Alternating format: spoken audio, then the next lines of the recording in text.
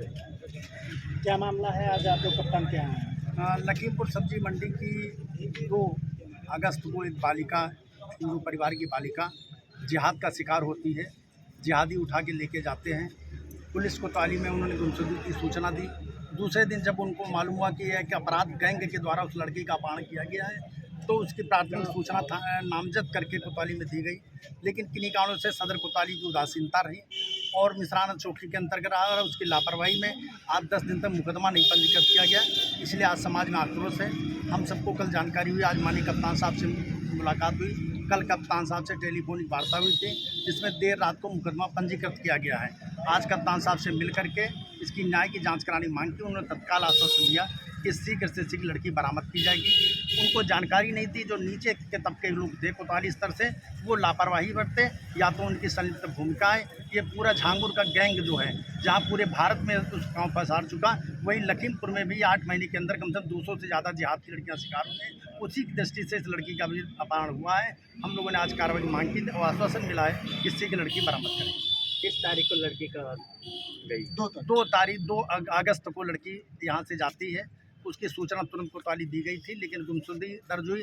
3 को जब इनको जानकारी हुई कि किसके द्वारा अपहरण की गई है, तो नामनेट FIR की, लेकिन उसको कोतवाली सदर द्वारा टहलाया गया और घुमाया फिराया गया। उन्होंने मुकदमा नहीं पंजीकृत किया। आज कप्तान साहब की जब जानकारी में आया, तब उन्होंने तत्काल मुकदमा उसको दर्ज कराया और कार्रवाई का आश्वासन। आपको क्या लगता है कि पुलिस को FIR लिखने के लिए तहरीर दी जाती है, फिर इतना समय लग जाता है, क्या कारण हो सकता है? छोटे स्तर से भी जिले में कप्तान साहब का तो खैर निश्चित तौर से एक जनरल आम समाज की भी चर्चा और ये रही है कि वो ईमानदारी से काम कर रहे हैं, लेकिन उनके तबके में अभी छोटे लोग जो बड़े हैं, वो भ्रष्ट मानसिकता के लोग हैं, जो आला अधिकारियों को सूचना नहीं देते समय पर, जिसके कारण ये अपराध भी बढ़ रहे हैं और समाज में बड़ी जो है बेचैनी फैली हुई है। इसके लिए छोटा तबका जिम्मेदार है, उनके खिलाफ अभी सख्त कार्रवाई की जरूरत है। कुछ महिलाओं का आरोप है कि चौकी इंचार्ज ने कहा कि आपका लड़की चली गई, दहेज बच गया, इसके लिए क्या कहें?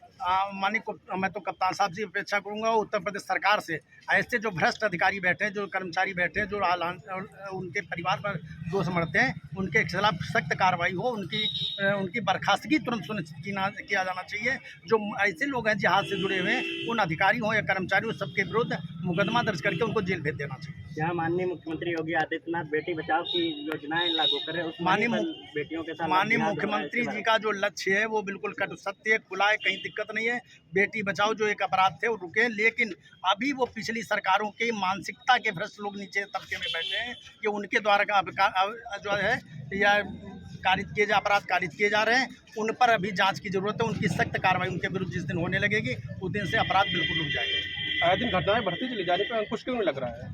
मैंने पहले कहा कि छोटे स्तर की मानसिकता गलत होने की वजह से जिस दिन छोटे स्तर का अधिकारी सुधर जाएगा, राजनीति में एक बदलाव हो जाएगा जाकर के, उस दिन हर व्यक्ति जिस दिन जागरूक हो जाएगा, उस दिन अपराध अपने आप रुक जाएगा। हम सबको सीधे खड़े होकर के और अपराधियों का विरोध करना चाहिए।